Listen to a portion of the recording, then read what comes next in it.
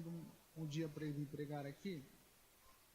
Eu não lembro que foi quinta-feira, quarta, não sei.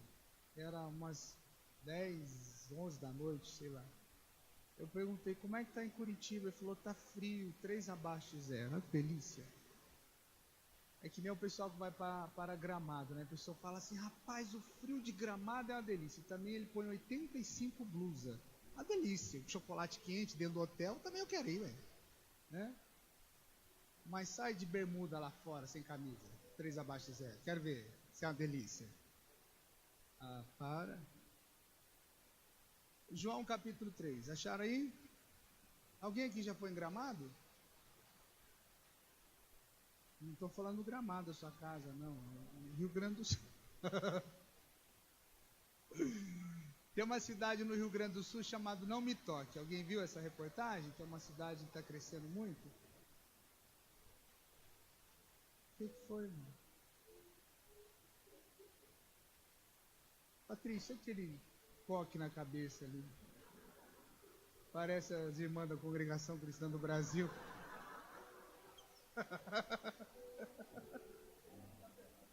Eu tinha que... Nada contra a igreja, claro. Tem amigos lá. Ai, levante sua mão. Ai, Jesus. Ai, Senhor. Deixa eu tomar uma aguinha aí. Glória a Deus. Pai, no nome de Jesus. Diga assim, Pai, no nome de Jesus. Que a nossa mente seja renovada. Ajuda-nos a crescer, a amadurecermos e frutificarmos para a glória do Teu nome. Eu quero ser produtivo. Eu quero ser bênção para o reino de Deus. Eu quero ser bênção para o meu próximo. No nome de Jesus. E todos digam: ai, glória a Deus. Meninos, obrigado, tá? Meninas, glória a Deus. João capítulo 3. Vamos ler a partir do versículo 1. Nós temos uma passagem de um mestre chamado Nicodemos. Ele é um príncipe dos principais, é um conhecedor da Torá, dos profetas, da lei de Deus, e ele tem um encontro particular com Jesus, e tem uma lição muito, muito preciosa aqui. Havia entre os fariseus um homem chamado Nicodemos, príncipe dos judeus. Este foi ter de noite com Jesus e lhe disse: Rabi, bem sabemos que és um mestre vindo de Deus, porque ninguém pode fazer sinais que tu fazes se Deus não for com ele. Jesus respondeu: na verdade te digo que aquele que não nascer de novo não pode ver o reino de Deus. Diga, nascer de novo. Antes de eu explicar, eu quero que você vá comigo em Hebreus capítulo 9, versículo 27. Lá na frente. Eu vou abrindo aqui e eu já vou lendo para a gente adiantar o serviço. Hebreus 9, 27. Diz assim: e como aos homens está ordenado morrerem uma única vez, vindo depois disso o julgamento. Vou ler de novo. Hebreus 9, 27. E como aos homens está ordenado morrer uma única vez, vindo depois disso o juízo, o julgamento. Okay. Todo mundo achou em Hebreus 9, 27? Está até no telão aí para você. Aí eu quero voltar lá em João de novo com vocês, porque eu quero relembrar algumas coisas da semana passada. João capítulo 3, vamos lá de novo. No Antigo Testamento, as pessoas eram salvas. Olha para mim aqui um pouquinho e presta atenção. No Antigo Testamento, as pessoas eram salvas por causa da sua obediência à lei de Deus. Porém, foi provado que nenhum homem do Antigo Testamento ele conseguia obedecer a Deus.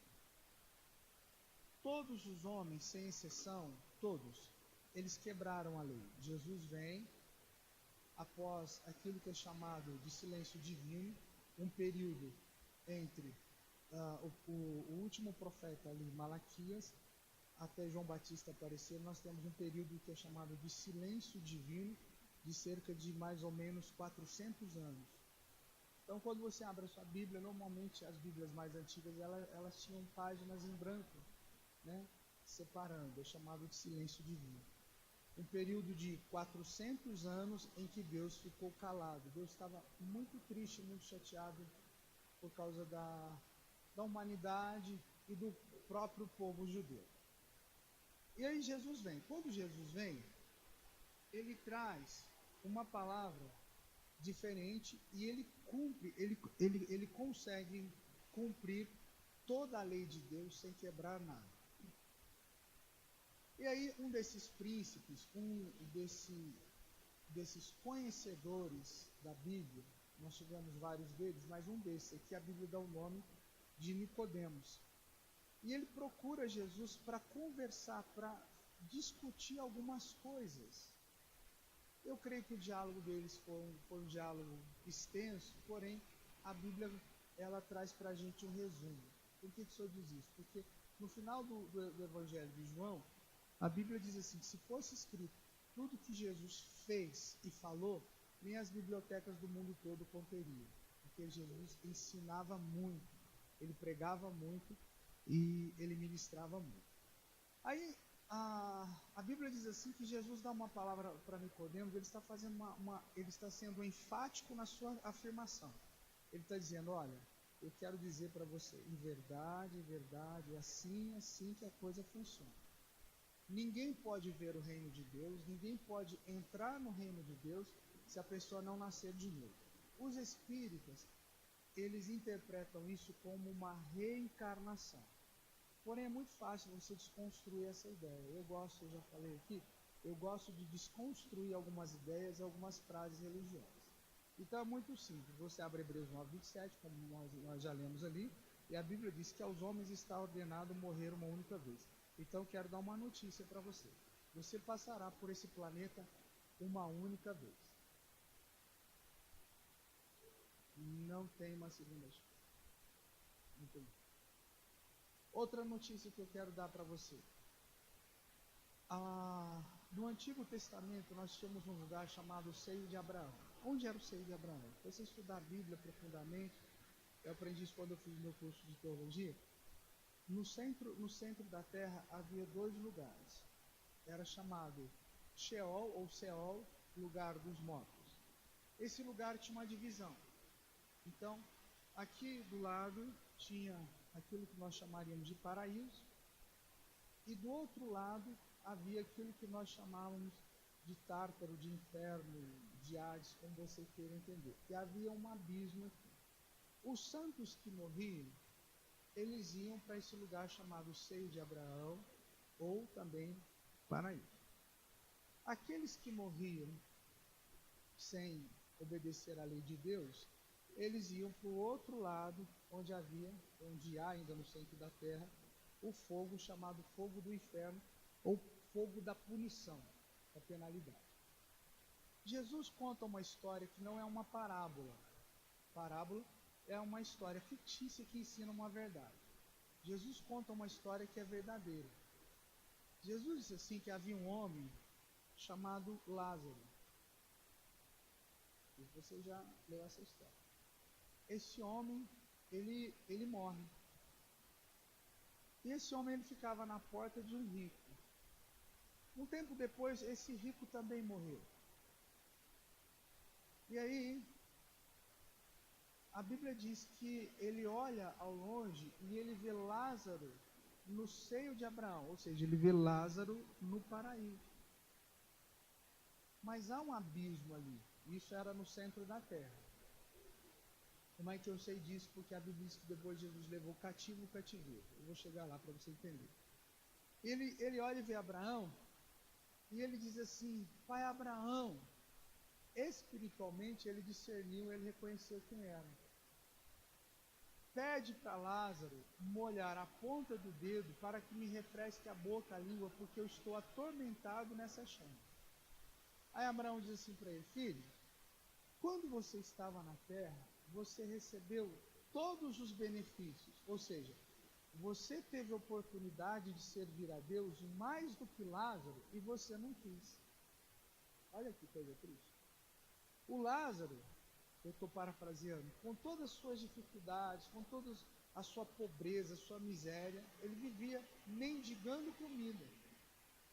Agora, ele está sendo consolado, porque mesmo na miséria, na pobreza, ele não deixou de servir a Deus, de fazer a obra de Deus, de acreditar em Deus, etc, etc, etc. Aí esse homem diz assim, então peça para que Lázaro, ele volte, escute isso, e que ele procure a minha casa e fale para os meus irmãos de Deus, para que eles não venham também para esse tormento.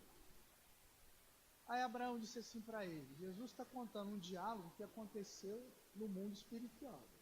Ele falou assim, eles têm Moisés e os profetas, diga comigo, a Torá, diga aí a Torá, e a palavra dos profetas.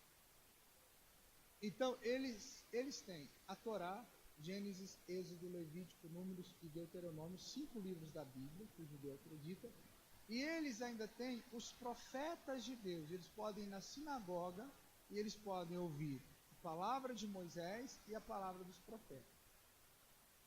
Abraão disse uma coisa assim, você acha que se eles não acreditarem na lei de Deus ou nos profetas de Deus, ainda que um homem ressuscite, eles não acreditarão? Isso depois foi provado. Por quê? Porque nós temos um outro Lázaro que ressuscita, irmão de Marta e Maria. E os homens, os fariseus, resolveram matar Jesus por causa da ressurreição de Lázaro. Então, a palavra de Deus, ela tem mais poder de convencer do que a ressurreição de um morto. Isso o próprio Jesus falou, isso foi comprovado. Ok. Aí Jesus morre. Quando Jesus morre, ele desce ao centro da terra. Qual é o lado que Jesus desce? Ele desce no paraíso ou ele desce no lugar chamado Hades, ou punição ou inferno? Jesus desce no Hades, aonde é o lugar de punição. Por quê? Porque a Bíblia diz que ele levou os nossos pecados. E em dado momento, ele faz eles são 7 palavras na cruz mais ou menos. Ele fala assim, Deus meu, por que me desamparaste? O Espírito Santo e o Pai abandonam a pessoa de Jesus por causa do pecado. Deus e o pecado não habitam juntos. Repita aí. Ótimo. E Jesus entra em desespero. Aí Jesus morre. Pai, nas tuas mãos entrego meu espírito. Jesus morre. O corpo vai para o túmulo. A Bíblia diz que Deus não deixou o corpo dele se corromper. O teu santo não verá a putrefação, a corrupção. Está no Antigo Testamento. Deus conserva, Deus guarda para a ressurreição. Depois Deus glorifica. E Jesus, ele passa ali 3 dias. Algumas revelações, alguns versículos da Bíblia diz que nesses 3 dias Jesus foi atormentado como qualquer pessoa que morre sem Deus. Ele passou pelo sofrimento do inferno. E no 3º dia, o Pai conversa com o Espírito Santo, mais ou menos assim para você poder entender, o Espírito Santo desce. Jesus então é vivificado, levanta-se espiritualmente. A Bíblia diz que ele esmagaria a cabeça da serpente, ele chama Satanás para uma conversa, pisa na cabeça do diabo, diz a Bíblia que ele toma as chaves. Tomar as chaves significa ele tem agora autoridade do mundo das trevas. Jesus tem autoridade sobre Satanás, sobre os demônios, e Jesus tem autoridade também sobre o paraíso. Então o que Jesus faz? Devido ao seu corpo estar glorificado e ele ter autoridade no mundo espiritual, porque ele conquistou isso, com sua morte e seu sofrimento, ele passa para o outro lado. Efésios diz que ele pega esse cativeiro e ele leva para a presença de Deus. Então, a morte hoje em Cristo é diferente da morte do Antigo Testamento. Por isso que a Bíblia diz que nós temos um mediador, um intermediário melhor, superior, com superiores promessas. E aí algumas pessoas dizem assim, fulano dormiu no Senhor. Quem fala muito sobre sono da alma após a morte, não são os evangélicos ou o povo cristão. Quem fala de sono da alma são os testemunhas de Jeová, os adventistas e algumas religiões que seguem essa linha. A pessoa morreu, aí nós falamos assim, fulano dormiu no Senhor. O que dorme, aspas, é o corpo. Jesus disse que o corpo, a carne é fraca, porém o espírito o quê? É forte. Então, mesmo que você, fisicamente falando, né? Mesmo que você esteja dormindo, o seu espírito não dorme. Ele está sempre acordado. Então, não existe essa história de sono da alma. Tanto que você lê no livro de Apocalipse, e você vê que existem algumas almas que foram degoladas, foram mortas por causa do testemunho de Jesus, e eles clamam a Deus e eles dizem assim, até quando, ó justo Senhor, não fará justiça a nós? Eles estão ali, mortos, debaixo do altar, está lá no livro de Apocalipse, e eles estão vivos, eles não estão dormindo. Então são desconstruções de ideias que nós precisamos fazer, amém? Dentro disso tudo que eu estou falando, voltando aqui, Nicodemos, ele está tendo uma conversa com Jesus, ele está falando com Jesus, conversa vai, conversa vem, e Jesus, num dado momento, ele diz assim, Nicodemos, você precisa nascer de novo. Qual que é a palavra mais fácil para isso? Para você poder entender. A palavra mais fácil seria regeneração. E de uma forma, eu quero procurar ser o mais simples possível para vocês. De uma forma simples, eu quero relembrar algo que eu falo há anos. Diga, eu sou espírito, eu tenho uma alma, eu moro num corpo. De novo, eu sou, eu tenho e eu moro. Então vamos de novo. Eu sou um espírito, eu tenho uma alma, eu moro num corpo. Os estudiosos dizem que essa é a devida semelhança entre nós, Deus Pai, Filho e Espírito Santo. A diferença é que quando o nosso espírito e a alma, eles saem, eles se juntam, se fundem, e o corpo vai para o cemitério. Deus não, Deus se separa com tranquilidade. A mesma essência, a mesma natureza, o mesmo nível de autoridade e poder, porém, 3 pessoas, um único Deus. O homem é um ser também tricotômico, Deus é um ser triuno. Tá. E o que acontece com o nosso espírito? Nós nascemos, diz o texto sagrado, ou os textos, nós nascemos em delitos e pecados. Nós nascemos, como eu dei exemplo semana passada, da lâmpada ou da internet, nós nascemos desconectados de Deus. Então, nós não recebemos informações do Espírito, nós recebemos informações da alma. E a alma é dirigida pela sensualidade, diga, 5 sentidos. De novo. Então, a alma, ela é dirigida por aquilo que ela vê, ou por aquilo que nós falamos, sentimentos, sentidos. E como eu ministro, já falei isso para vocês, prego em vários lugares, várias igrejas, etc, e para pastores, e em muitas igrejas, uma das frases que eu ouço muito é a pessoa que fala, até pastores, líderes, falam assim, então pastor, eu não senti de fazer aquele negócio não. A igreja brasileira é uma igreja muito, muito almática, se é que existe esse termo. Nós somos muito dirigidos por aquilo que nós vemos e ouvimos, isso é alma. O problema é que a nossa alma, ela não é salva, diga, minha alma não é salva. Infelizmente, o que a sua alma precisa ser é renovada. Renovar significa tirar, é como se eu pegasse essa água aqui, jogasse fora e colocasse um suco de laranja nesse mesmo copo. Então, renovar significa tirar informações que eu recebi devido a experiências que eu tive. Eu preciso tirar essas informações e eu preciso receber outras informações. Isso chama-se renovar a alma. É algo que eu falei outro dia. Nós precisamos restaurar algumas coisas, outras coisas nós reformamos e também nós renovamos. Tá. Então, o meu espírito, ele nasce. Quando o meu espírito, ele nasce de novo, ele recebe a vida de Deus. Nascer de novo, eu estou nascendo espiritualmente como uma criança. Então, eu não tenho experiência nenhuma. É como eu já expliquei aqui, e eu falo em seminário de libertação, expulsar demônio, curar os enfermos, qualquer pessoa pode. Você tem autoridade para isso. O que às vezes as pessoas não têm é a experiência. Aí nós entramos no ministério quíntuple. O apóstolo, o profeta, o evangelista, o pastor, o mestre foram colocados na igreja como ministérios para aperfeiçoar os santos. Aperfeiçoar significa ajudá-los a crescer, amadurecer e se tornar pessoas frutíferas. Até aí tudo bem, gente? Amém ou não amém? Então Jesus diz assim, você precisa ser regenerado, você precisa nascer de novo. Por quê? Porque existem situações que a sua alma ela vai receber um impacto. A sua alma recebe um impacto. Quais são os impactos que a sua alma pode receber? Aí eu quero falar algumas coisas que eu falei aqui semana passada.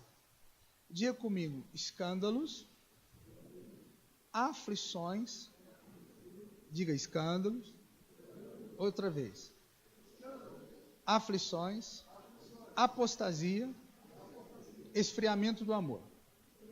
Nós vamos falar sobre esses 4 aqui rapidamente. O que significa um escândalo? Vamos relembrar rapidinho, semana passada nós falamos sobre isso. Mateus 18, 7. Vai lá comigo. O que eu estou dizendo para você? Eu estou falando para você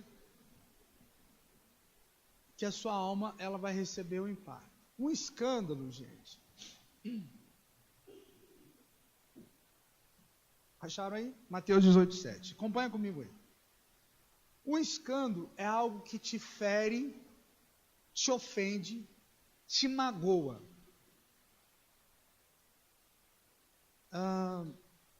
Velha história. Fulano precisou de mim, emprestei um dinheiro para ele. Meu primo, meu cunhado, meu vizinho, o irmão da igreja, não sei o quê, e tal.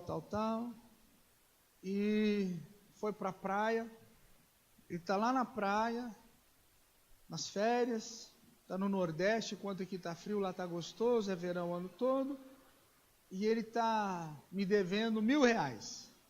E eu entro lá no Face, e eu olho lá, olha aqui, o Luiz Antônio, na praia com a mulher e os 8 filhos, e o miserável me devendo. Como é que você fica? Se é eu, já começo a planejar como vou matar ele na volta. Já começa assim, imaginar, né? Estou brincando, brincadeira. Mas você fica chateado. Entende o que eu estou falando? Você fala, poxa vida, o cara vai para a praia, mas não me paga. Isso chama-se escândalo, biblicamente falando. É uma ofensa. Essa ofensa, ela pode levar você a pecar. É aquilo que Jesus falou. Se você fizer um filho na fé pecar, ou seja, apostatar da fé, se desviar. Então, essa ofensa, ela leva você a ficar chateado, irado, nervoso, e pode brotar uma raiz de amargura ou um desejo de vingança. Então, o que Jesus fala? Jesus diz assim, ai do mundo por causa dos... Vamos mudar a palavra aqui? Coloca aí ofensas. Vamos lá, leia. Ai do mundo por causa das... De novo. É a mesma coisa. Então, o escândalo é aquilo que gera em você uma ferida. E aonde essa ferida ela é gerada? Diga, aonde? Na alma, não no espírito. Porque a questão espiritual é outra. Né? Por isso nós falamos de fé espiritual, batalha espiritual, oração no espírito. É outra história. Estou falando aqui da alma.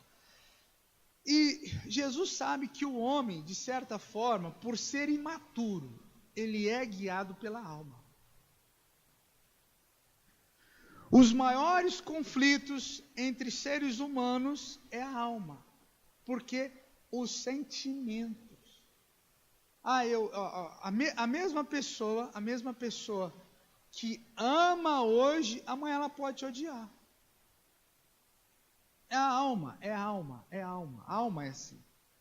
Hoje está morrendo de amor. Eu contei aqui um caso de um pastor. Didi Ávila tinha uma filha, casou com o menino da igreja, depois de não sei quanto tempo, o menino nasceu na igreja, cresceu, a menina filha de pastor, um dos maiores pastores aqui. O cidadão mata a menina, esfaqueia ela. Como eles moravam nos Estados Unidos, ele pegou prisão perpétua. Depois de 40 dias, o cidadão vai lá, inclusive já faleceu, e ele tira um período para orar, jejuar, entra na prisão e fala assim, eu perdoo você. Por que ele não foi no outro dia? Porque a alma estava magoada, a alma estava ferida, a alma estava em luto. O espírito não, mas a alma sim.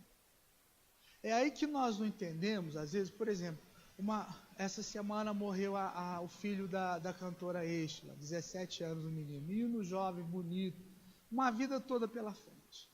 Pessoas oraram, intercederam por ele, morreu. Não me pergunte porque eu não sou Deus, não tenho resposta. Eu tenho opinião formada em algumas coisas, em outras não. Mas morreu o menino. Aí eu pergunto para você, que quantidade de pessoas que oraram por esse menino e mesmo assim ele morreu? Aí nós falamos assim, poxa, mas por que Deus não respondeu? São parentes do pastor Silas Malafaia, pediram oração para o Brasil todo, e o menino morreu, 17 anos, deu lá um problema no menino, enfim, morreu, ok. Tem um pastor que eu ouço ele, chamado Rudy Gracia. Eu não sei se ele é do México, não sei de onde ele é, eu sei que a igreja dele é nos Estados Unidos, ele prega para a Espanha. E ele tem um programa na televisão, e ele é muito famoso, ele prega nas grandes igrejas, inclusive, eu não sei se o pastor Patrício comentou, nós vamos, em setembro, trazer a Ana Nóbrega. A Ana Nóbrega esteve cantando numa das igrejas que eu assisto muito na Guatemala, que é a igreja do pastor Cachoeira. O pastor Rudy Gracia tinha a esposa dele, uma pregadora de primeira, tem mensagens dela no YouTube, e ela ficou doente. Um problema X e foi. E ele convocou, através da cadeia de televisão, através do programa dele, intercessores. Então, ele levantou alguns intercessores, vamos dizer assim. E as pessoas começaram a mandar mensagens, e-mails e tal, e fizeram um levantamento de quantos intercessores estavam orando pela esposa dele. Quantas pessoas você acha que oraram para ela não morrer? 1,5 milhão de pessoas. E você sabe onde ela está hoje? No céu. O que acontece? Isso leva pessoas a desistir da fé. Fala, poxa, mas se 1,5 milhão de pessoas no mundo oraram para uma mulher não morrer, ela morreu, então Deus esqueceu da gente. Você entende o que é imaturidade? Você entende o que é ofensa na alma? Sim ou não? As pessoas ficam ofendidas com Deus.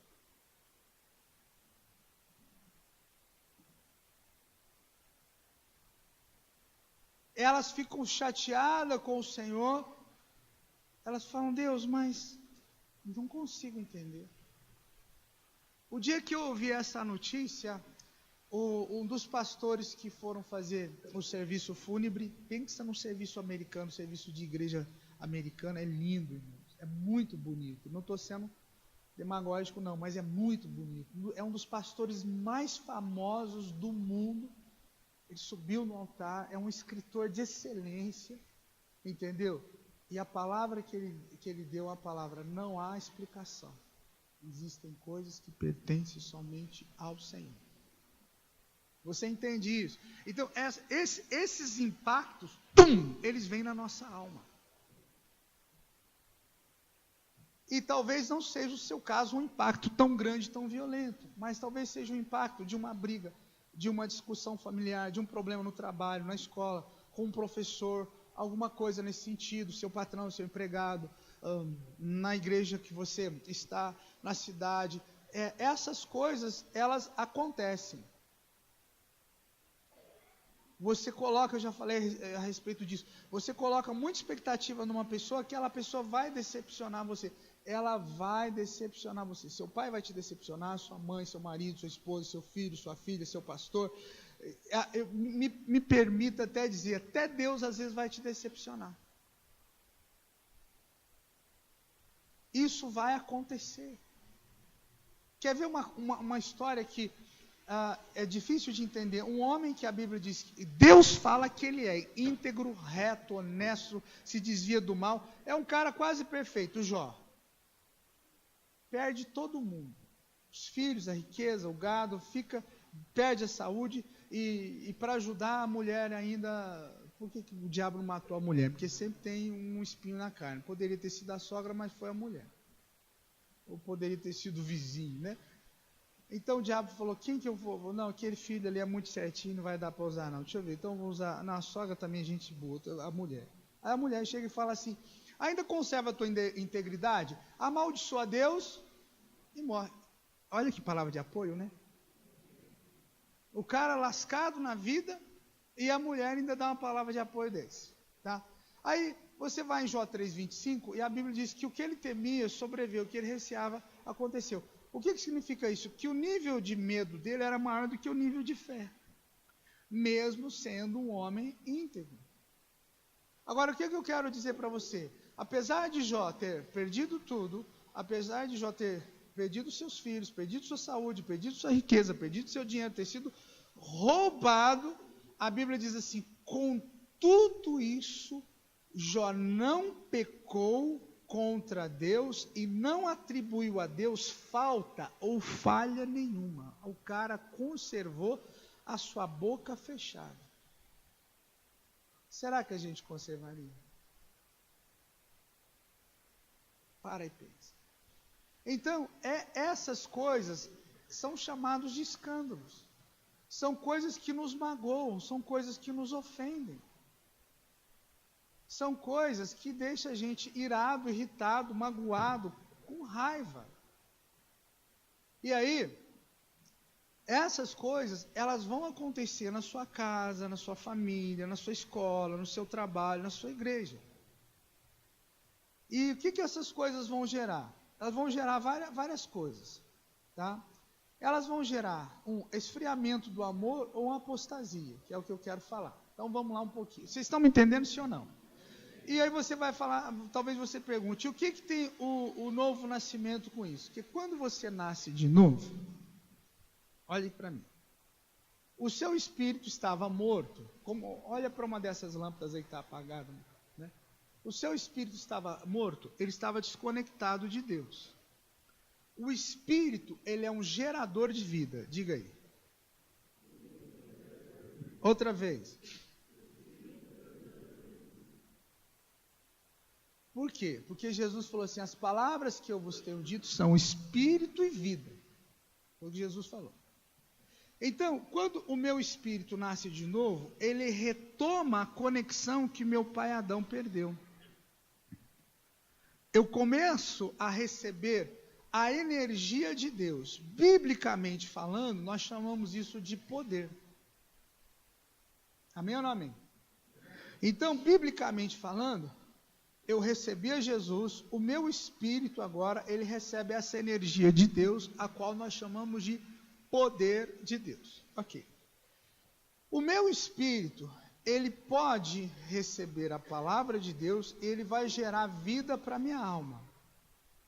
A minha alma vai sendo renovada, atualizada, recebendo informações. A minha alma vai se tornando uma alma salva, porque ela não é salva. Ou seja, vou mudar a palavra para você entender. A minha alma, ela vai se tornando curada, é ferida e Deus cura, é ferida. Quando é que nós vamos ter uma alma 100% curada? Nunca. Nesse mundo, esquece. Isso aí é fato. Teólogos, pastores, estudiosos sabem. Não tem como. Não tem jeito. A alma só será 100% curada, o espírito só será 100% perfeito e o corpo só será 100% glorificado na eternidade. Então não tem muito o que fazer. Sempre alguém vai te ofender, vai te magoar, você vai se entristecer, você vai ficar chateado, azedo, enfim, tudo isso. Mas você pode melhorar. Você pode ter a vida da árvore velha. Diga aí. De novo. Não, mas fala me convencendo assim. Quando é que você sabe que uma árvore é velha? Quando o fruto se torna mais doce. O problema é que algumas pessoas, elas não amadurecem, elas envelhecem. Envelhecer significa azedume.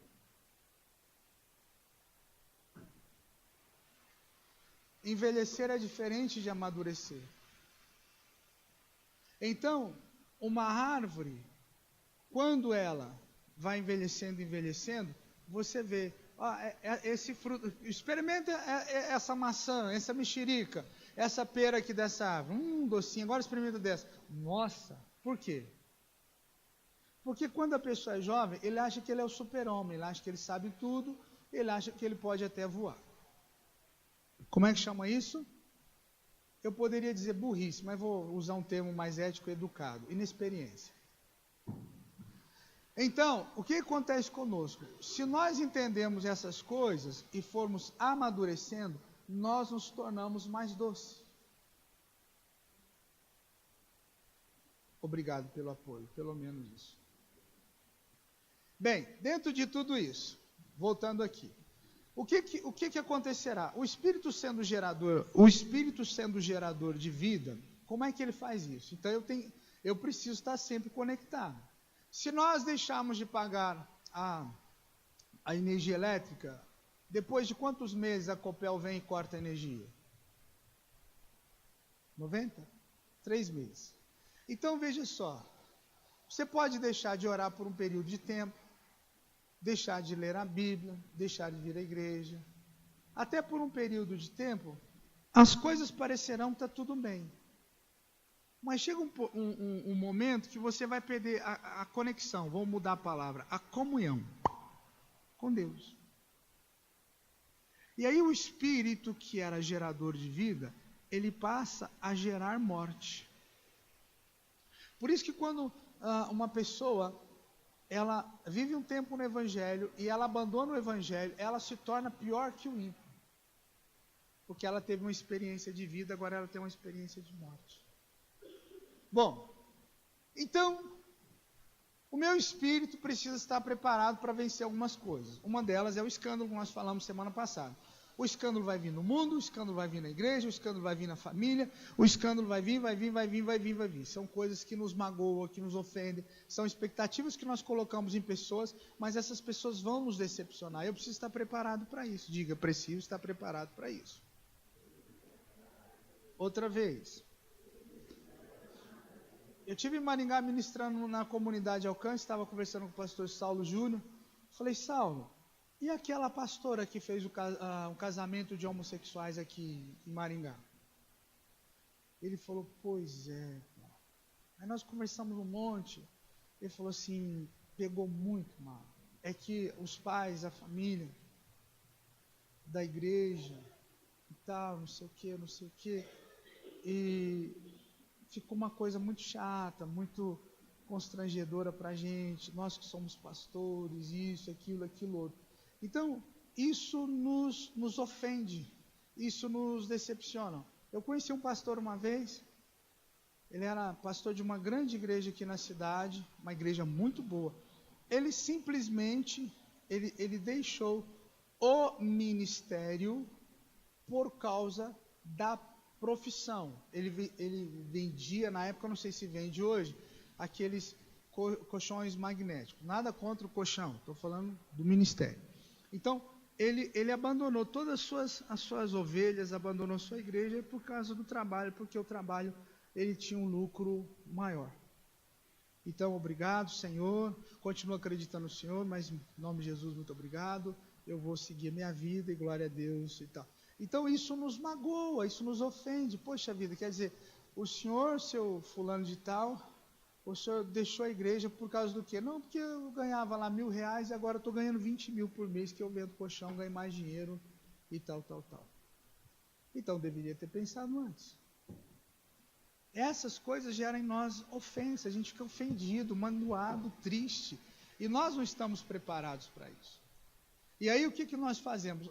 Olha para mim aqui, nós não sabemos lidar com isso, gente.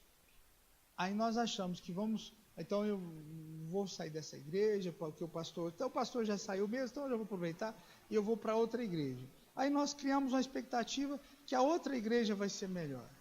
Gente, final do ano agora, são 26 anos como pastor. E quase 35 anos já no Evangelho. Alguns não tinham nascido, eu já estava servindo Jesus. Não existe uma igreja perfeita. E aí as pessoas, elas em vez de resolver os problemas delas, elas querem resolver o problema do outro. Elas julgam o outro. Ah, porque a igreja é isso, a igreja é aquilo. Igreja sempre vai ter problemas, sempre vai ter escândalo. Escândalo é ofensa. Pode ser em menor ou em maior grau. O escândalo pode atingir uma pessoa só. Eu posso ter um problema, eu e o Gé. Foi um escândalo, só para nós dois. Mas ele pode ser, de repente, para toda a igreja. E eu preciso saber administrar isso. Vocês estão me entendendo, sim ou não? Ok. Então, nasci de novo, meu espírito gera vida para poder enfrentar isso. Outra coisa que eu preciso enfrentar. Abra sua Bíblia comigo, no Salmo 34, 19. Salmo 34, 19.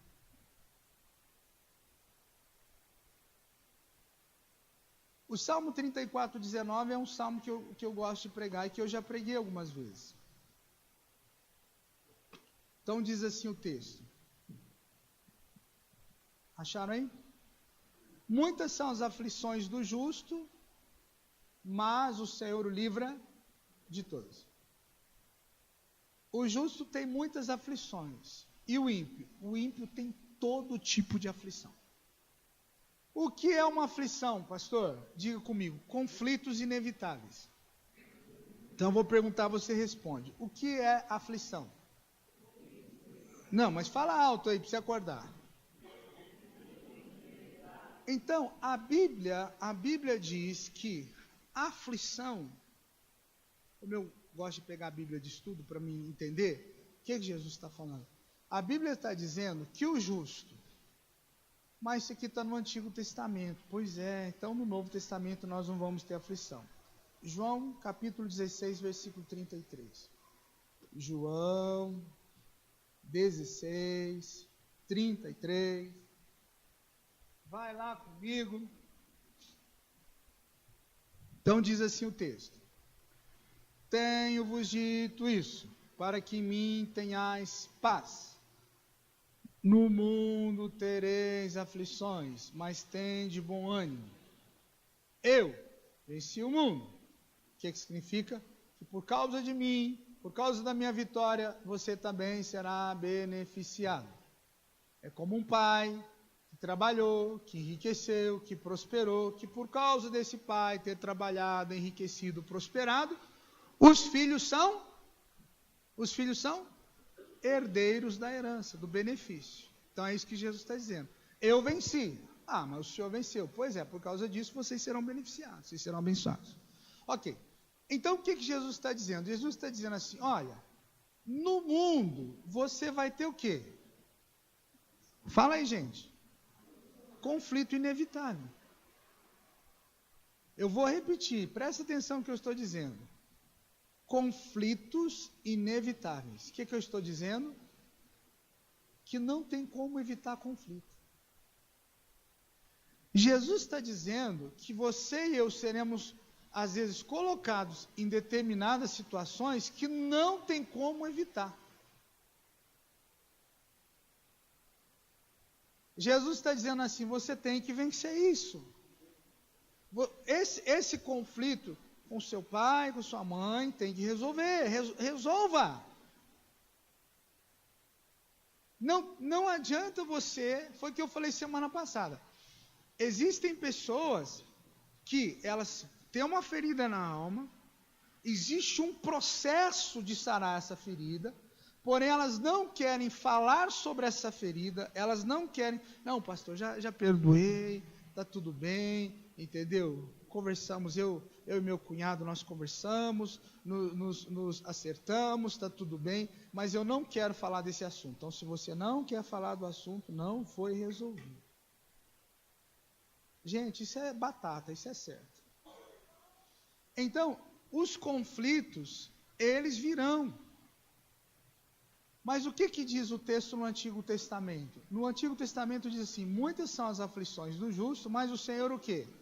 O livra, o salva, o ajuda a resolver essas aflições, esses conflitos. Agora, o que acontece no meio do povo cristão hoje, gente? Hoje, escute o que eu vou dizer para você. A igreja, a igreja de Jesus, amém? Ela é poderíamos dizer, um comparativo. Ela é um hospital. Um exemplo. Ela é um hospital que nós temos médicos de todas as especialidades, nós temos enfermeiros, enfermeiras, atendentes, temos de tudo dentro de uma igreja, só um comparativo. E o nosso alvo, o nosso propósito, o nosso objetivo é ajudar essas pessoas que estão magoadas, feridas, machucadas, doentes na alma muitas vezes, e muitas vezes no físico também. Então você ora, você aconselha, você estende a mão, você ajuda, às vezes dá uma cesta básica, você faz o melhor. Então é como um hospital. Só que a igreja, ela não é um hospital privado, um hospital particular. O exemplo vai cair bem aqui. A igreja de Jesus, ela é como um hospital público. Consegue entender? Como é que é a saúde pública no nosso país? Um caos. A igreja é assim. E tem gente que acha que a igreja de Jesus, ela é um hospital, em tese é muito bonito. Sabe aqueles crentes românticos e sonhador? Mas não funciona. Então a igreja de Jesus, ela é um hospital público. O que acontece no hospital público? Esses dias tiveram que chamar a polícia numa UPA aqui de Cascavel, vocês viram? Porque o camarada partiu para cima do médico e o médico não revidou não. Então se você quiser partir para cima de mim, pode ter certeza, eu vou partir para cima de você. Nós vamos sair rolando aqui no altar. E não é demônio não. É o demônio, não é não. Estou brincando. Então, a igreja de Jesus é assim. Por quê? Porque nós, diga comigo, nós ainda não alcançamos a excelência. De novo. Não, mas fala outra vez. Outra vez. Mas fala bem alto. Nós não alcançamos a excelência. E aí, as pessoas se enganam. A saúde pública no Paraná, Santa Catarina não, né? Santa Catarina e Rio Grande do Sul é uma das melhores do país. Vai para o Rio de Janeiro. Vai para São Paulo, onde mora a minha mãe.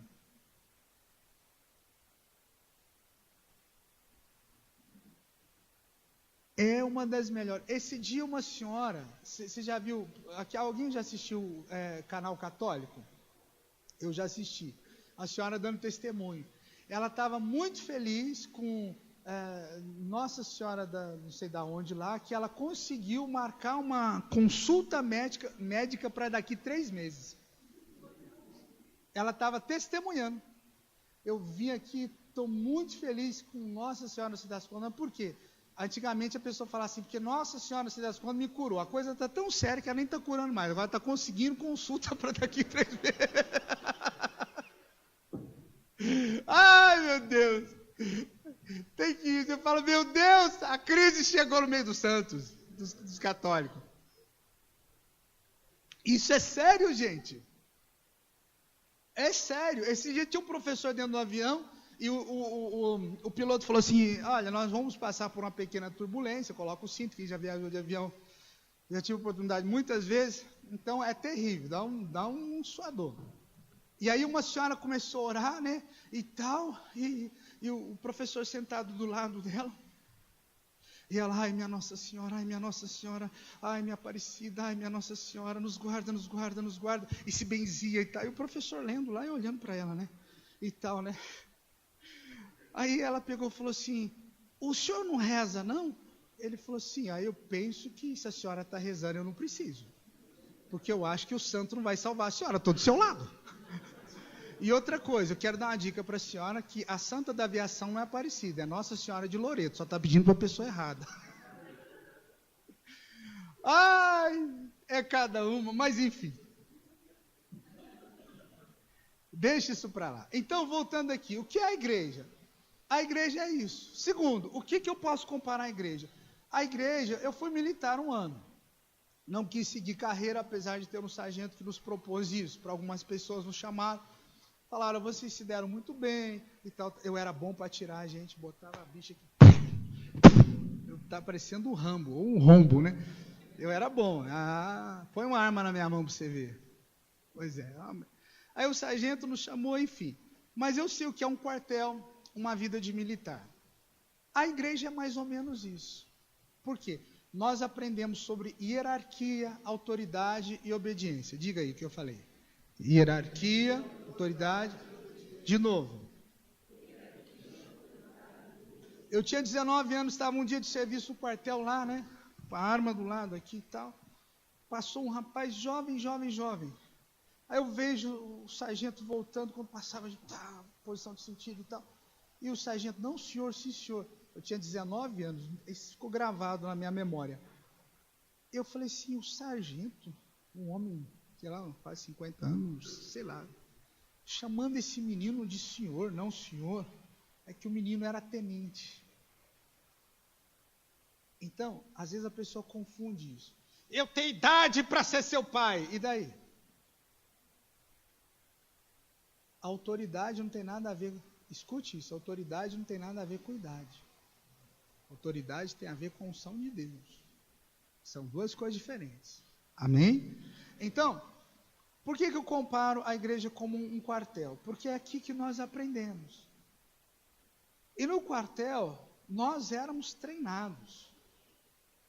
Nós ficávamos armados e preparados para defender o quartel. Tinha muita arma ali dentro. Para defender o quartel, a palavra era, o grito era, alto lá, quem vem? Identifique. Se a pessoa não se identificasse, puxava a arma e era para matar. O que eu quero dizer para você?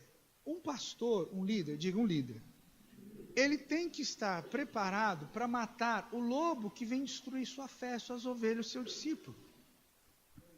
Deu para entender ou não? Porque existem situações que podem destruir sua fé. Então, a igreja é um quartel, diga, lugar de treinamento. Outra vez. Mas algumas pessoas acham que a igreja é um parque de diversão. Então, eles vêm... Alguns não trazem a Bíblia, não se preocupam, oram quando quer. Querido, você não está num parque de diversão, você está numa guerra. Existe uma guerra espiritual. E a sua alma, ela precisa estar guardada e protegida. Você não pode ser menino ou criança. A igreja brasileira, ela é muito criança. Ou melhor, tem atitudes de criança. O que a Bíblia diz? Voltando aqui para nós. Então, nós vamos ter aflições. Essas aflições, elas podem gerar duas coisas. Elas podem gerar o esfriamento do amor e a apostasia. Então, quero mostrar para você aqui na Bíblia, e quero que você abra comigo aí, por favor. 1 Timóteo 4:1.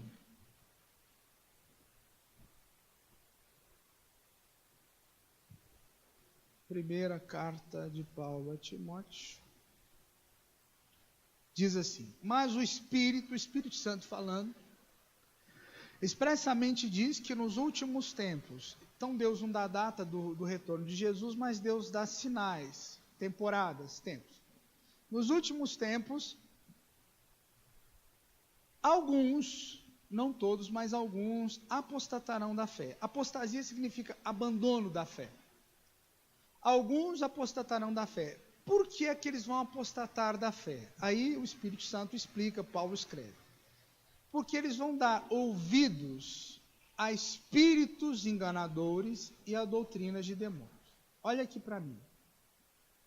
Um apóstata, uma pessoa que abandonou a fé, não significa propriamente que é uma pessoa que deixou de crer em Deus. Estou sendo claro? Uma pessoa que abandona a fé não significa que ele se tornou um ateu. Não. Um apóstata, ele continua acreditando em Deus. Porém, qual é, então, o entendimento que eu preciso ter em relação a isso? Eu vou mostrar para você na Bíblia. Então diga, apostasia, abandono da fé. Tá. Vá comigo em Hebreus, capítulo 6. Hebreus, um pouquinho à frente aí. Hebreus, capítulo 6. Eu vou ler a partir do versículo 1.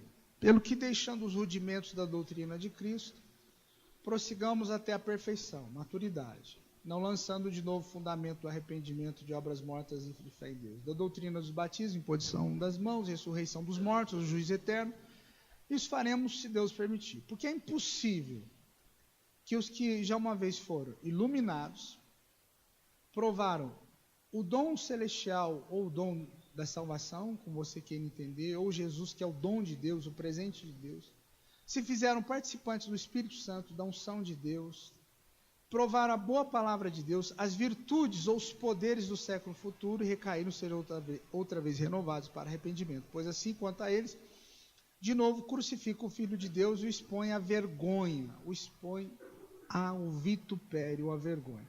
Porque a terra que embebe a chuva que muitas vezes cai sobre ela, produz erva proveitosa para aqueles que por quem é lavrada e recebe a bênção de Deus, mas a que produz espinhos e abrolhos é reprovada e perto está da maldição, seu fim é ser queimada. Então escute o que eu vou falar para você. O pastor Lucinho falou uma coisa muito interessante no dia que ele estava ministrando. A Patrícia, a esposa dele, se formou em psicologia 5 dias depois da colação de grau, da formatura. Um colega de sala que passou anos estudando psicologia se matou. Então, ele disse uma coisa que a gente já sabe.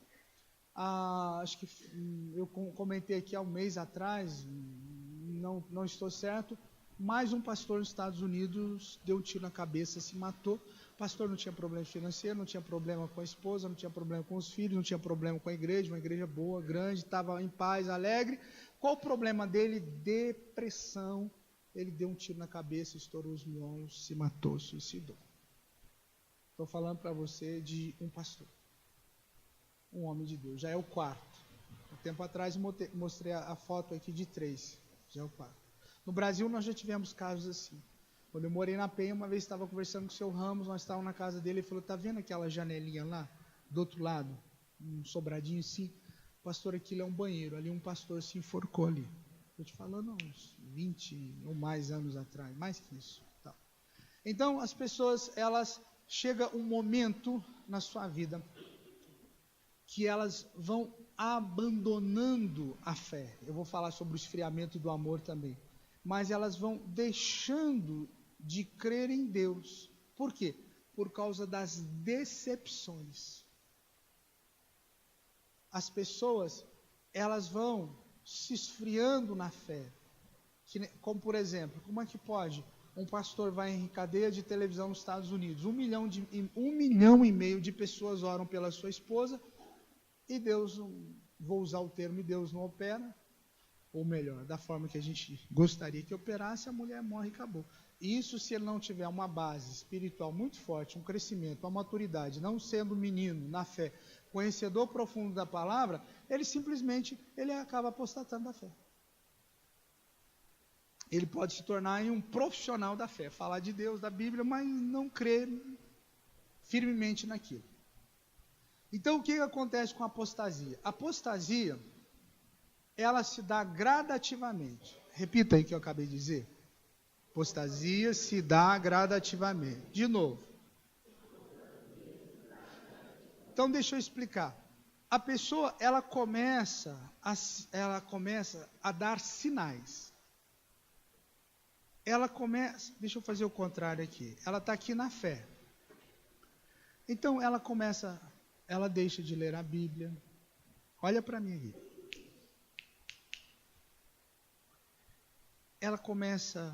Ela deixa de orar.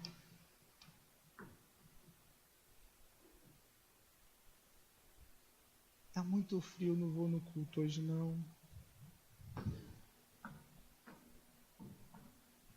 Acho que eu vou tomar um uísque com esse frio. Uísquezinho. Os colegas estão reunidos na porta de casa, tem um narguilé lá. Dá uma... né? Então, não, que isso tem problema não. Você entende? É uma coisa... Fala. Não é assim o cara... ele é de Jesus hoje, no outro dia ele acorda e fala, hoje eu vou fumar maconha. Não. É gradativo. Ele conta uma mentirinha. Para cobrir aquela mentirinha tem que contar uma maior. E ele vai esfriando. Aí um dia está passando lá algo na televisão, ele já não vê problema. Não, o que tem? Não tem problema não. E assim vai. É algo que vai gradativamente. Qual é o problema dessa apostasia, desse abandono da fé? O problema é que chega em um nível que não há mais arrependimento. O que há? Endurecimento de coração. Quando chega nesse nível de endurecimento de coração, aí nós temos um texto que explica muito isso. Chegou o momento que os fariseus falaram assim, esse homem, esse Jesus, ele expulsa demônios porque ele tem um poder de Baal-Zebub, que é o senhor das moscas, o principal, o maioral dos demônios. Não é o diabo. É o chefe dos demônios. Satanás delega autoridades. Ele aprendeu isso com Deus. E aí Jesus olha para eles e fala assim, olha, todo pecado, blasfêmia, ultraje, desonra, desrespeito, se perdoa aos homens. O que vocês falarem contra mim, eu perdoo. Mas vocês estão fazendo uma referência ao Espírito Santo. O Espírito Santo, eu estou parafraseando para você entender, é a pessoa de Deus que convence o homem do pecado. Diga comigo, gera arrependimento. Porém, vocês fecharam a porta para o Espírito Santo de tal forma, de tal maneira, que para vocês não há mais perdão. Ah, pastor, se a pessoa correr e pedir perdão, então não blasfemou. Ela simplesmente entendeu. Ela passou um período de endurecimento. A blasfêmia significa que a pessoa, ela morre em um estado em que a porta do seu coração está fechada para o Espírito Santo. Não, eu acredito assim, acabou. Mas fulano, não. Eu já falei para você, eu vou morrer desse jeito. Eu acredito assim, acabou. Mas fulano, isso é muito sério. Não, eu sei o que eu estou fazendo. Não sabe. Tanto não sabe que Jesus falou. Pai, perdoa-lhes porque não sabem o que fazem. Jesus não estava falando do povo, não. Jesus estava falando das autoridades que conheciam a Bíblia. Que eram sacerdotes. Sacerdote que abria a Bíblia, não sei se você sabe como é formado um rabino até hoje em Israel. Eles passam anos e anos e anos e anos estudando e decorando o Antigo Testamento. E naquela época, muito mais. Hoje tem mais coisa para fazer, tem mais informação, mais tecnologia. Então, se uma pessoa que durante anos e anos e anos conheceu toda a Torá, e Jesus ainda disse, eles não sabem o que faz, você imagina o coitado do povo que não tinha acesso às Escrituras. Porque eram em grandes rolos, só podia ler na sinagoga.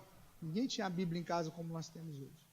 Então, esse endurecimento do coração impede o Espírito Santo de falar.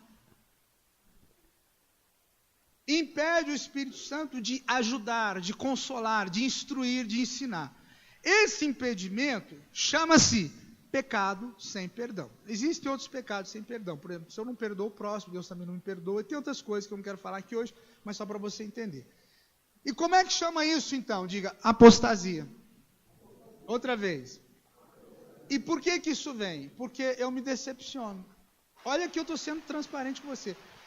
Eu me decepcionei com Deus, pastor. Já ouvi isso. Porque eu queria tanto um filho, fiquei grávida e abortei. Aborto espontâneo. Eu me decepcionei com Deus, porque o meu marido isso. Me decepcionei com Deus, porque minha esposa isso. Pastor, me decepcionei com Deus, porque meu filho isso.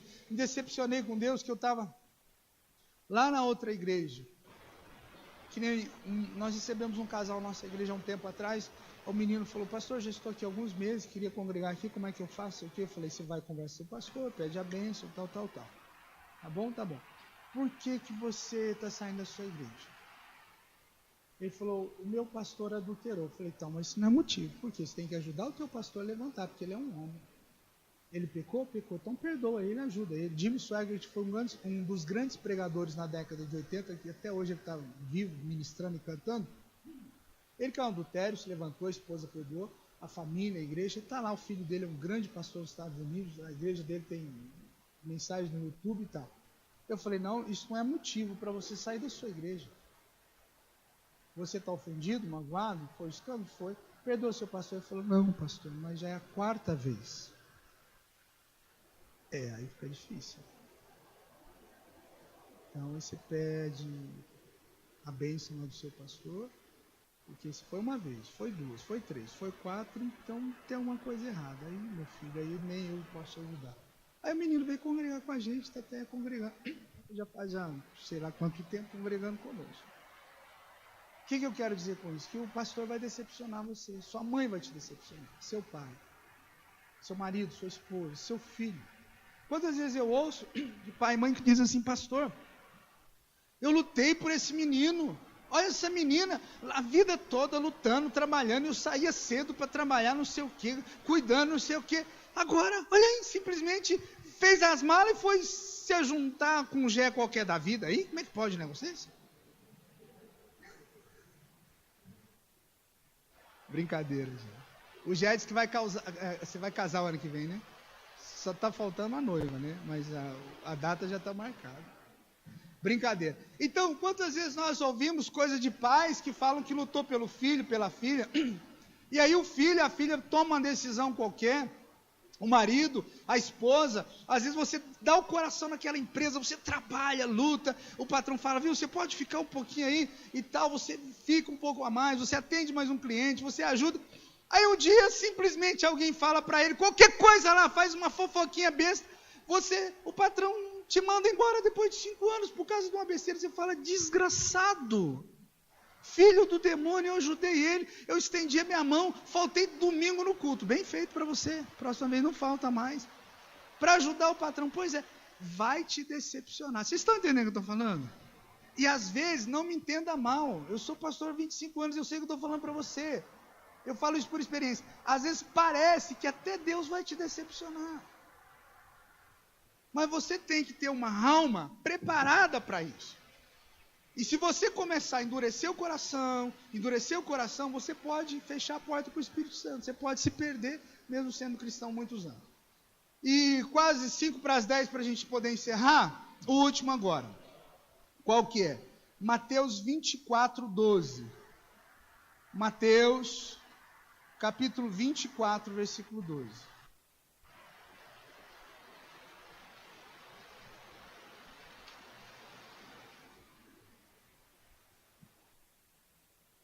Abra lá comigo.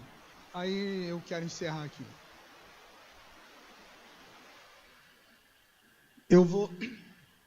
Eu tenho que preparar você, porque nós vamos ter muitas desilusões, decepções, muitos escândalos, muitas ofensas, muitos problemas na igreja de Jesus na terra, no país, na questão política, aonde quer que seja, nós vamos ter, e eu preciso estar preparado para isso, você precisa estar preparado para isso. Quantos estão me entendendo? Diga amém. Então diz assim, que bonitinho. Então diz assim, e por se multiplicar a iniquidade, o amor de muitos esfriará. Leia para mim ali, leia no telão, vai.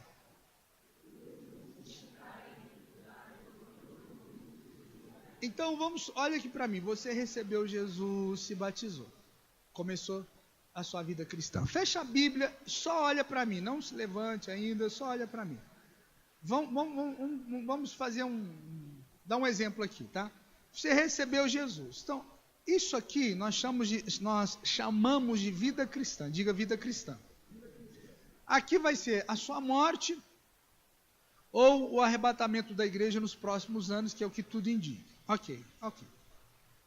A vida cristã é o processo, é a preparação. Então, recebi Jesus, aceitei Jesus, nasci de novo, me batizei, eu fui no encontro com Deus, eu fui batizado com o Espírito Santo, e glória a Deus, e papapá, e ppp. Então, vida cristã, crescimento, maturidade, frutificar, mudança, renovação, etc, etc. Isso chama-se vida cristã, que eu chamo de processo, até aqui.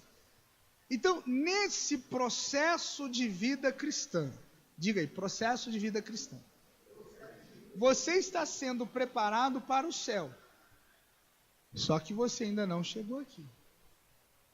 Aqui que acontece a apostasia, o abandono da fé, o esfriamento. O texto aqui, o último que eu quero falar com você, pode fechar a Bíblia, só olha para mim e me dá atenção. É que iniquidade significa pecado repetido. Então, as pessoas, elas começam a pecar, o mundo, aquele que se diz cristão, ele começa a pecar, e chega um momento que isso se torna normal. Paulo chama isso de mente cauterizada. A mente se torna insensível. A Bíblia diz que o nível de iniquidade, de pecado dos últimos anos, dos últimos tempos, antes do retorno de Jesus, vai crescer. Por quê? Porque está ali, ó, e por si. Então, não é aritmético, 1, 2, 3, 4, 5, a coisa é geométrica, 10, 20, 500, 1000, milhão, e assim vai. Vai se multiplicar.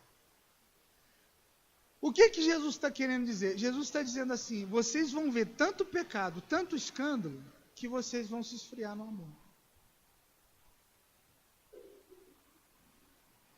Tá. Pergunta.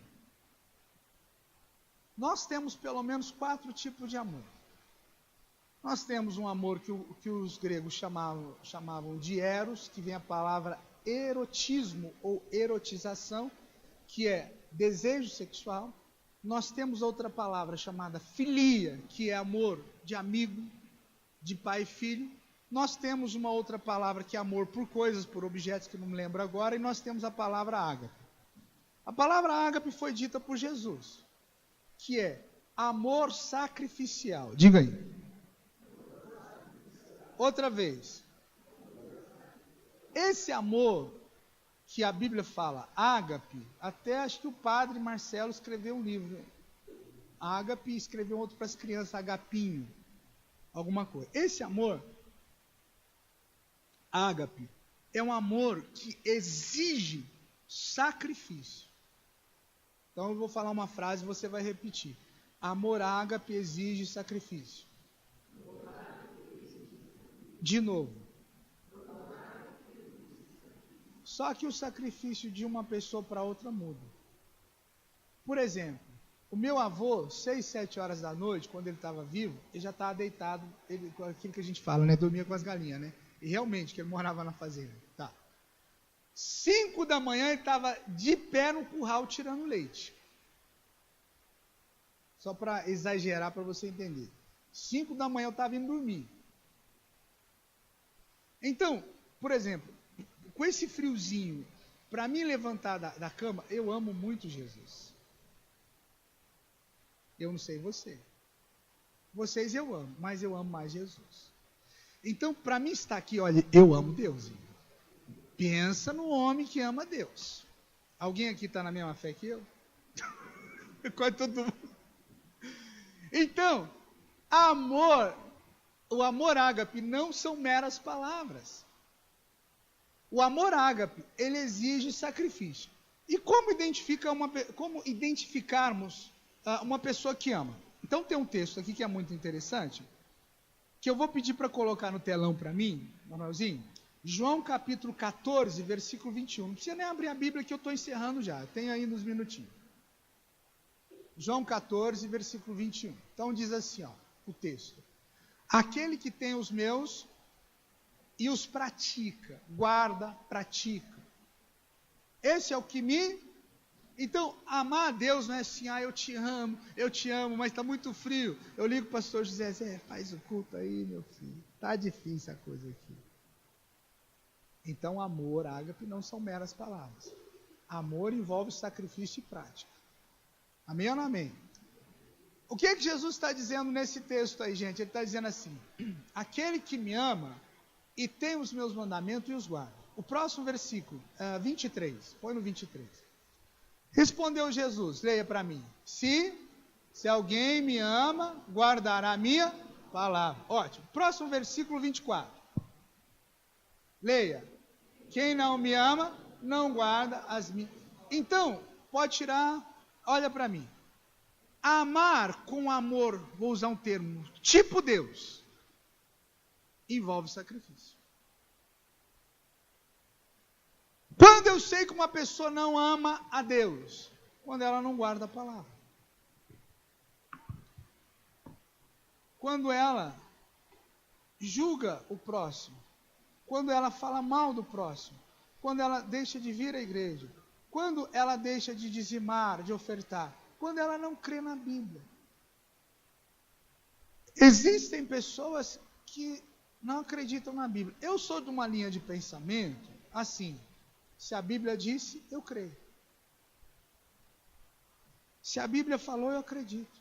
Parece absurdo. Não, mas a Bíblia disse isso. Eu não tenho o que fazer. Está aqui na Bíblia. Tá? Está aqui na palavra de Deus. Então vamos voltar aqui. Vamos voltar aqui. Recebi Jesus. Nasci de novo. Estou dando os primeiros passos da fé cristã. Caminhando. Servindo a Deus, orando, vindo à igreja, tal. Não adianta servir a Deus 1 ano, 2 anos, 10 anos, 20 anos, mas não chegar ao final. Por quê? 24, 13. Por causa desse texto.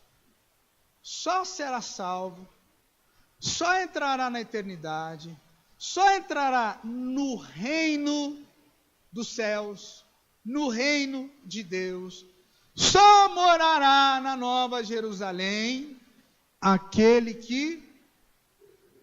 Então, você não adianta servir a Deus 1 ano, 2 anos, 5 anos, depois se desviar. A Bíblia diz, não o Paulo Lemos, a Bíblia diz que é pior quem conheceu e abandonou do que quem nunca conheceu, porque o sofrimento no lago de fogo e enxofre vai ser mais violento. Por quê? Porque ele desprezou o sangue de Jesus que o lavou, como tivesse cuspido no sangue de Jesus, desonrado e desrespeitado.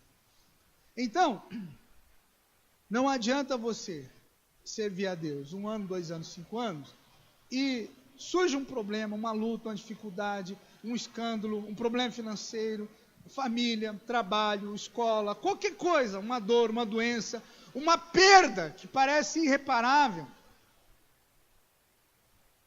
Algo assim, por exemplo, esses dias alguém comentou comigo que deixaram um carro lá fora, roubaram o carro da pessoa, acho que foi domingo passado, deixou o carro lá fora, roubaram o carro da pessoa. Essas coisas acontecem. Infelizmente, porque nós vivemos em um mundo corrompido. Então, se por causa de uma perda, porque roubaram meu carro, porque eu perdi um filho, perdi um marido, perdi uma esposa, porque aconteceu isso, porque alguém me traiu, então eu desanimar, eu esfriar na fé, então não estou perseverando. E a Bíblia diz, aquele que perseverar até o fim será salvo. O problema é que nesse processo que eu chamo de vida cristã, até chegar lá ao final, esse processo, quem mais causa problema para pastor, liderança, para os irmãos? Os próprios crentes. Eles que mais causam problema. Por quê? Você sabe, não sei se eu já comentei isso, que quem são os piores funcionários dos cristãos? Imagina assim, esse aqui é o irmão Luiz Antônio. O irmão Luiz Antônio, ele tem uma empresa, qualquer coisa, ele é empresário. Aí tem alguém que na igreja está desempregado há 6 meses, você fala, eu chego lá e falo assim, ô irmão, você não pode arrumar uma vaga aí. Tem um irmão lá que é casado, família, filhos, está desempregado há um tempo, passando uma luta, a gente até ajudando ele, uma cesta básica, não sei o quê. Não, pastor, eu tenho uma vaguinha lá e tal. Aí consegue uma vaga de emprego. Um irmão em Cristo arrumou um emprego para outro irmão em Cristo. Entenderam o raciocínio? Tá. Ele tem mais 30 funcionários, 50, 100. A maioria, tudo pecador, ímpio, enfim, alguns de outras igrejas, mas enfim. Isso, gente, é batata. Quem vai ser o cidadão que mais vai causar problema para ele na empresa? Fala aí, quem? Fala, gente. Irmão, então você já sabe que é você.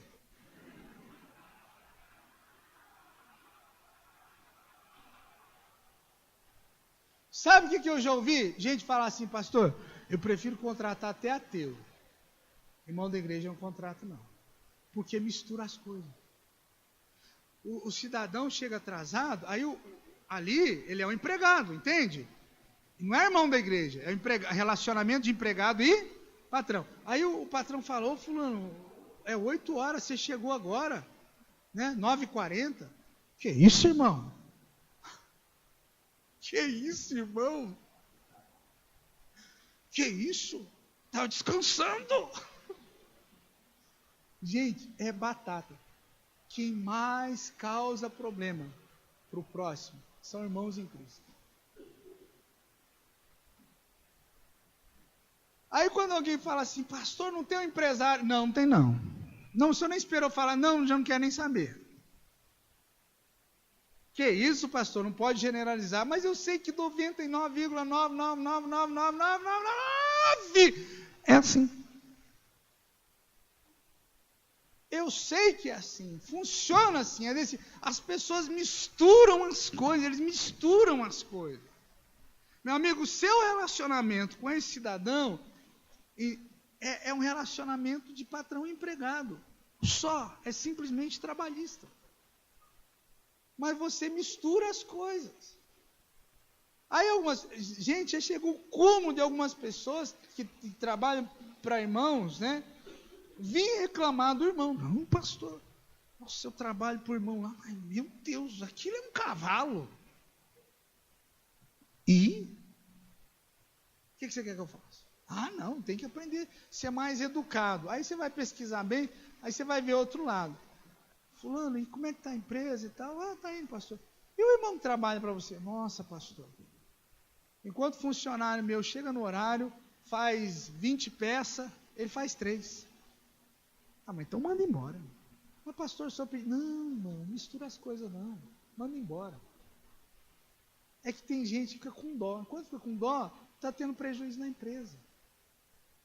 Irmão, posso falar uma coisa para vocês? Não me entenda mal, não, amém? Amém? O crente tem que ralar mesmo.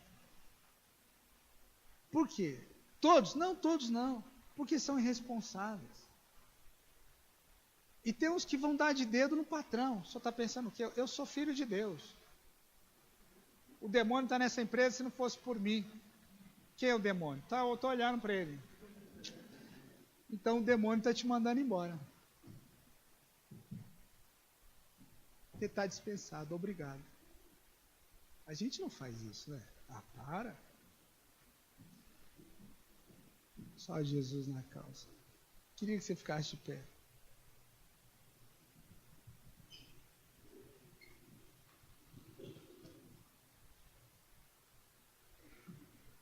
Até onde você está preparado para administrar essas questões?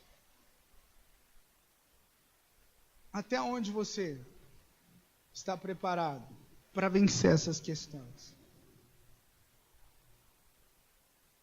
Ah, fulano fez isso. Continuo com a minha fé em Jesus. Fulano se desviou. Continuo com a minha fé em Jesus. O líder tal, não sei o quê. Continuo com a minha fé em Jesus. Ah, o país é pura corrupção. Continuo com a minha fé em Jesus. Entende? Sim ou não? Não, eu não vou olhar para isso. Eu vou olhar para Jesus. eu vou olhar para o Senhor. E eu não vou colocar a minha expectativa no homem, vou colocar a minha expectativa em Deus. Eu digo algo sempre, mesmo que eu esteja velhinho, Jesus não voltou, eu esteja com uma enfermidade, eu continuo crendo que Deus cura. Mesmo que eu morra doente, continuo crendo no Senhor. Eu continuo crendo. Eu aprendi isso na minha vida. Eu penso que hoje nós perdemos a essência da fé. No século XIX houve um homem chamado Smith Wigglesworth. E no ministério dele, ele ressuscitou cerca de 19 pessoas. E um dia, naquela época na Inglaterra, os médicos iam na casa das pessoas, e ele está voltando para casa, o médico desce a escada, ele chega, e ele fala assim: reverendo, sinto muito, mas não pude fazer mais nada, sua esposa faleceu. Ele agradeceu ao médico, falou: pode deixar que eu vou tomar todas as providências. Ele sobe para o quarto, fecha a porta, e ele faz uma oração, ele falou: Deus, eu quero que o Senhor devolva a minha esposa, eu não estou preparado para ficar viúvo. Eu só vou parar de orar quando o Senhor devolver. E ele começou a orar. Enquanto Deus não devolveu a esposa dele, ele não parou de orar. Hoje as pessoas, elas oram às vezes por um filho, oram às vezes, aquele filho que está nas drogas, oram por uma filha que está perdida. E ora uma semana, ora um mês, ora um ano, 2 anos. Aí as pessoas dizem assim: eu já cansei.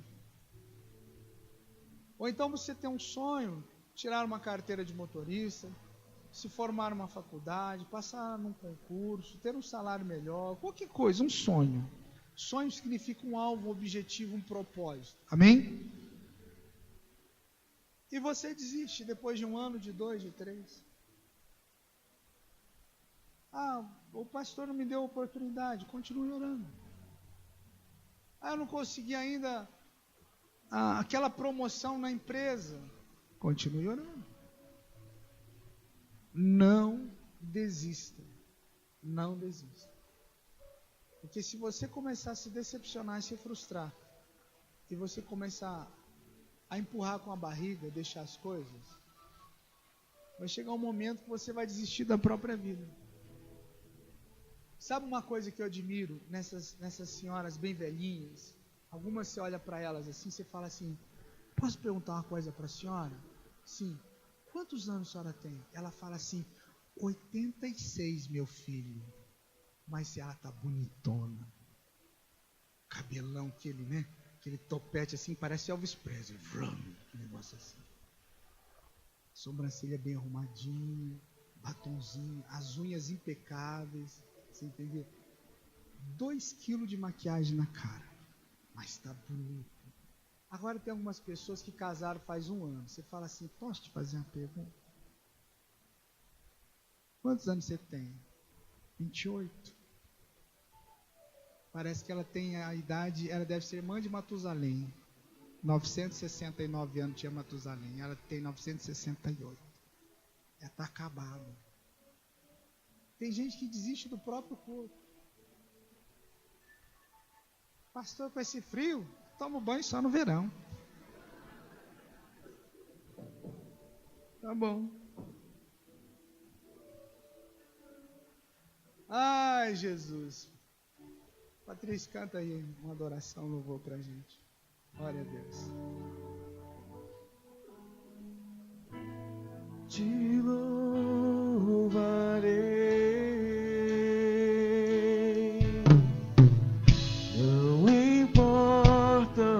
Circunstâncias, adorarei somente a ti, Jesus. Diga ao Senhor: te louvarei, te louvarei. Não importam as circunstâncias,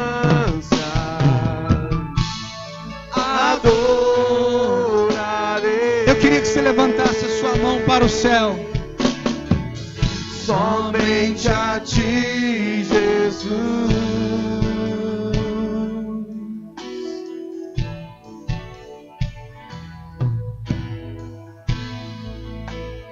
Perto quero estar, junto aos teus pés, pois prazer maior não há que me render e te adorar. Que me render e te adorar. Tudo que há em mim, Senhor, tudo que há em mim, quero te ofertar. Eu quero te ofertar, Mas ainda é pouco, eu sei.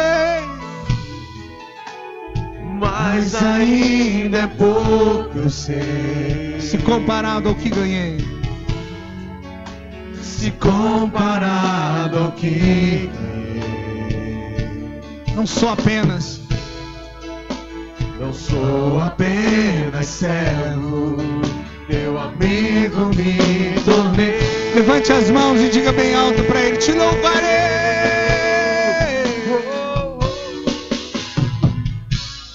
Te louvarei. Não importam, solta sua voz e diga: Não importam as circunstâncias, adorarei. adorarei. Somente, somente, somente. Somente a ti, Jesus. Eu te louvarei. Te louvarei. Senhor, não importa as circunstâncias, eu sempre vou te louvar e te adorar. Não importam as circunstâncias, Adorarei, Senhor. adorarei. Somente a ti, Jesus. Somente a ti, Oh, Jesus. somente a ti. Somente a ti, Jesus. Eu queria que você colocasse uma mão no seu peito, uma mão no seu peito, no seu coração, e levantasse a outra para o céu. Isso, vai tocando, vai adorando, bem suave. Põe a mão no seu peito e outra levante para o céu. Eu queria que você prestasse atenção que eu vou pedir para você repetir. Ouça o que eu vou dizer e repita. Mas repita com o coração. Repita com a alma. Repita com vontade, com desejo, com ânimo, com fé, com ousadia. Diga assim: Senhor, no precioso e poderoso nome de Jesus, eu estou em tua presença. Dá-me, Senhor, um coração segundo o teu coração. Cria em mim um coração puro. Renova em mim um espírito reto, um espírito inabalável. Senhor, que o meu coração, os meus sentimentos estejam renovados, equalizados com o Senhor. Pai, no nome de Jesus, que o meu coração seja somente teu. Eu quero te ouvir. Jesus, muda minha vida, muda minha história. Jesus, renova minha alma, renova minha mente, renova os meus sentimentos. Eu quero te amar, praticar a tua palavra. Eu quero te servir e te seguir com todo o meu coração. Senhor, dá-me sabedoria, dá-me graça. Abra, Senhor, os meus olhos e os meus ouvidos espirituais, para que eu possa ver, para que eu possa ouvir coisas do reino de Deus. Eu preciso de Ti. Senhor, se por algum motivo eu desanimei, se eu estou apostatando da fé, esfriando no amor, julgando o meu próximo, pecando contra Ti, pecando contra o meu próximo, me perdoa, me perdoa, me perdoa, Senhor, no nome de Jesus. Eu quero amadurecer, eu quero frutificar, eu quero multiplicar para a glória de Deus. Eu uso agora o poder e autoridade do Senhor, e eu digo: toda ação maligna seja destruída na minha vida, em todo o meu ser. Toda ação maligna seja destruída em todas as áreas da minha vida. Não importa o que acontecer em minha vida, em minha casa, em minha família, em minha igreja, em minha cidade, não importa o que acontecer no meu país, eu te louvarei, eu te adorarei. Eu não vou me frustrar, não vou me decepcionar, ainda que venha um escândalo, ainda que venha aflição, ainda que venha conflito, eu vou te louvar, eu vou te servir, eu vou te seguir, pois eu creio nesse Deus, esse Deus vivo, esse Deus poderoso. Eu entrego a Ti a minha vida, eu entrego a Ti o meu coração, eu entrego a Ti os meus sonhos, eu entrego a Ti todo o meu ser, no nome de Jesus. Agora levante bem alto as suas duas mãos e cante mais uma vez para Ele. Te louvarei. Cante para Ele, diga: eu te louvarei, Senhor. Não importam as circunstâncias, Adorarei. Cante o mais alto que você puder para Ele. somente a Ti, Jesus, eu te louvarei, te louvarei, Eu te louvarei. não importam as circunstâncias,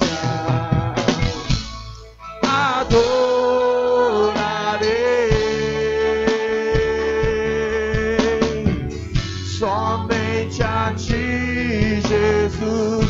Diga mais uma vez ao Senhor: eu te louvarei, te louvarei.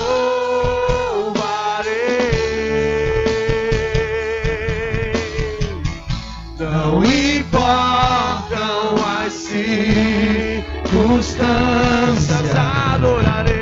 Assim, Senhor.